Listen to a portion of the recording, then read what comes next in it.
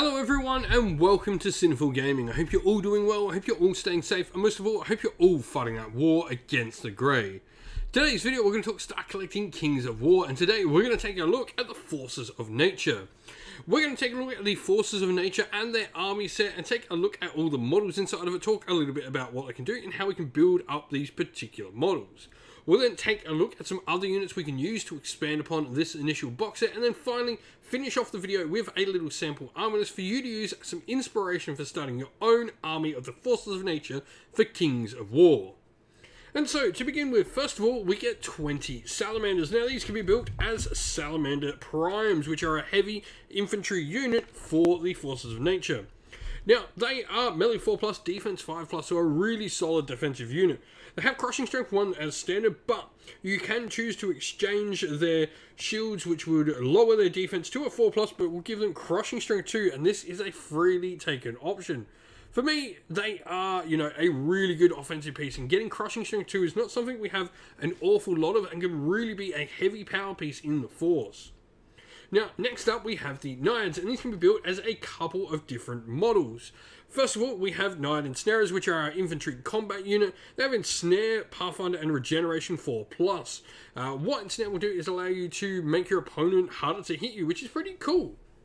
Now, on top of that, you can also take Frenzied Otters. That's right, a Frenzied Otter, which is a little army special upgrade. Once per game, when the unit rolls to damage your melee, you can choose to reroll up to 3 dice that score a natural unmodified 1. The unit's Frenzied Otter is then destroyed and cannot be used for the rest of the game. So you effectively have little rabid otters that you throw at your opponent. What's not to love about that? Now, the other Naiad unit are the Heart Pieces. They're a ranged unit with their harpoon guns being 18-inch range, piercing 1 with steady aim. And they can also take a Frenzied Otter as well and have Regeneration 4+ there as well. We then get a large infantry unit, which is the Forest Shamblers with Crushing Strength 1, Defense 5+, and Melee 4+ there. You're going to have Pathfinder and Scout on them as well, which is really good for some extra movement ability and play in deployment as well. Lastly, we have the Druid, which is a minor spellcaster 1 for the army, has the Pathfinder rule and Heal 2 spell as standard. Also can have Horse if they want, though the model in this box set does not have that as model. But you do have access to other things like Bane Chant, Lightning Bolt, Surge, and Wind Blast as a variety of different spells for you to take. Now, if we start looking at where to go next, for me, I really like the Tree Herder. First of all, it's going to give you an amazing centerpiece, and really, I think this is just such a massive focal point for the army that really does sort of push towards that Force of Nature idea. But Crushing Strength 3 with Pathfinder, Radiance of Light, Scout, Strider, and Inspiring, this thing is an absolute beast. Defense 6+, with Melee 3+, and 9 attacks, which is really nice. You can also choose to upgrade this model for an additional 40 points, which will take it up to 300 points in total, to the Wiltfather, which loses its Radiance of Life and increases its attack to 10, nerve to dash/19, and it will gain the Aura Vicious Verdant only. So if you are going maybe a full Verdant army, this could be a particular way to do it. You also gain the Cloak of Death rule, so instead of bringing things back to life, you're going to be killing enemy units around you. Now, it's also got a spell, as it's a spellcaster 0, so we'll have Surge 8 built in as well. Now, another unit I like to look at are the different elementals. We have so many different ones in this force, and we can take advantage of all the different uniqueness.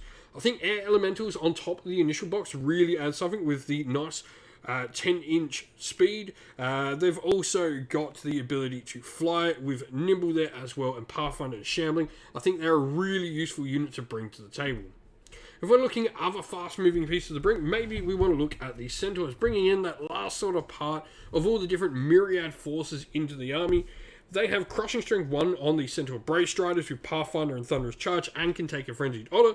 Or you can go for the Brave Hunters, which are a Nimble Pathfinder, Thunderous Charge 1 steel ranged unit with short bows with an 18-inch range and steady aim, and the ability to take Frenzied Otters. Lastly, we have the Water Elementals. Now, if we're looking for maybe something a little bit more defensive, I really like them. Defense 5+ and Regeneration 5+ as a combo is pretty darn solid. Shambling, Strider, and Crushing Strength 1 even in there as well makes them a really nice, versatile unit to bring into your force. And so, here we have our sample army list for the Forces of Nature. I really love this artwork. I think it completely brings together the idea of what this army is. Bringing all these different guardians of nature together is a really cool idea, and I really want to get a force of this together and paint it up. I think it would look absolutely amazing in like a unified color scheme. Now, the Knight and Snarers are going to be starting as our first regiment, and they're going to have a Frenzied Otter. We then have Troop with them, which will be the Iron Heart Piercers with a Frenzied Otter as well. And then our Druid is also taking the Lightning Bolt and Surge. We have a couple of points. You could take a Banner, but I think staying away from artifacts when you're first beginning and just going with the base upgrades on the unit entry is a good way to sort of learn what your units can do. Salamander Primes will be our second regiment, and we've gone with two-handed weapons. Like I said, Defense 4 is still standard, but getting Crushing Strength 2 on them is just massive. We then also have the Tree Herder for another really hard-hitting piece. We then have a regiment of Forest Shamblers and a regiment of Air Elementals, rounding us out to a perfect 1,000 points for the army. Now, if you've been playing with the Forces of Nature in Kings of War, if you've got some ideas on how you would expand that initial box set, I'd love to hear from everyone down in the comments below. And so that's the end of the video. We hope you enjoyed it. If you did, please don't forget to leave a like and subscribe to the channel down below. And also, don't forget to drop a comment down below letting us know what you enjoyed about the video. If you'd like to come chat more with me and other members of our great little community here at Sinful Gaming, we have a Discord server that's linked down in the video's description. Also linked down in the video's description are the best ways to help support the channel. Either by grabbing yourself some channel merch, either through our Ko-fi or Teespring stores, or by supporting us directly via Patreon and YouTube members. As a special thank you to everyone who does support the channel via Patreon and YouTube members, we'd like to give you all a shout out. So thank you to our Patreons, Christian Weir, Soren, Kenny Lyle, Outer and Shot First, Andrew Bowen, Cure Dynamic, JJ Austrian, Average Wargamer, Domir, Mark Harvey, James Cater, Benjamin Swallows, Red Martin, Iron Grinch, Colorblind Magic, Grimscold, and Andy C.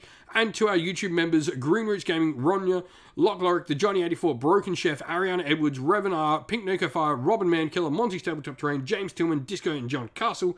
And a special thanks to Lady Witchfox R and all the amazing people who do the moderation of our Discord server and groups who make everything we do possible. Thank you all so much once again for watching, for supporting the channel.